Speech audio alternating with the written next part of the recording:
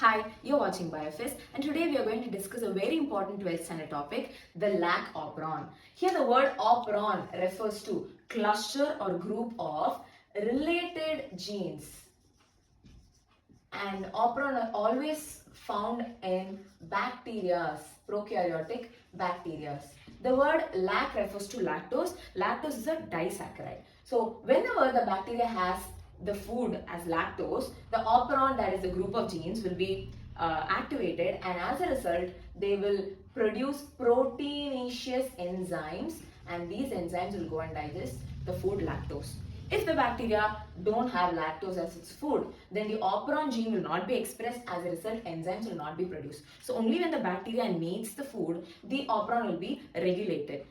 Next, we are going to look into the structure of Lac Operon.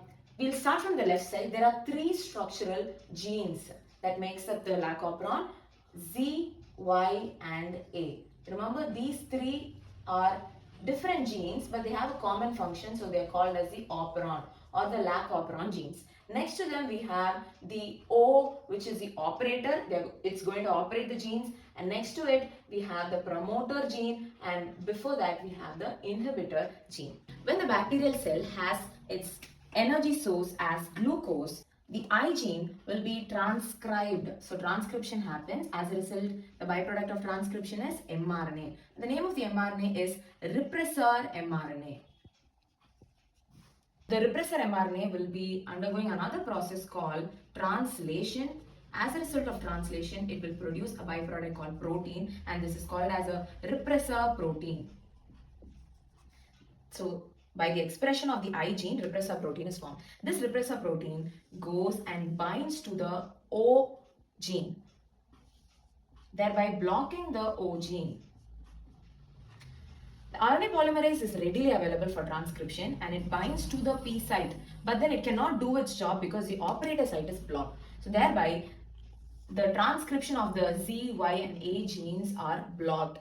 Why? Because the repressor protein is blocking the operator. So as a result, what happens? The Z, Y, and the A genes will not be transcribed and translated, and they will not be producing lactose digesting enzymes.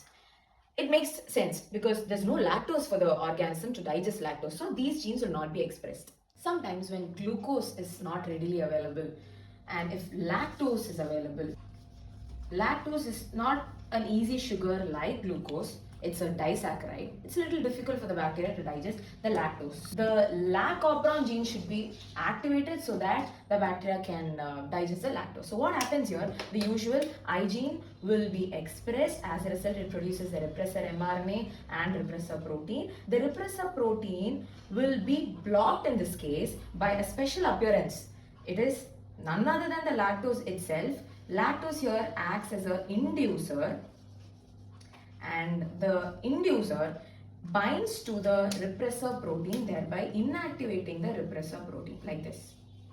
So here the special appearance is the inducer. Inducer goes and binds to the repressor protein, and it inactivates the repressor protein. As a result, the repressor protein cannot bind or block the operator region. Now the operator region is free. Full free. Now the RNA polymerase will go and bind to the promoter, thereby the RNA polymerase will continuously run downstream, and it can do the transcription. So the Z, the Y, and the A gene will be undergoing a process called transcription first. As a result of transcription, we know that what is the byproduct?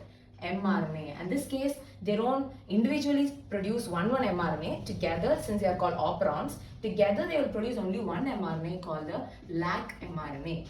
And soon after the transcription happens, the next process called the translation, and after the post-translation and everything, it produces three different types of proteinaceous enzyme. Let's study the names. Beta galactosylase.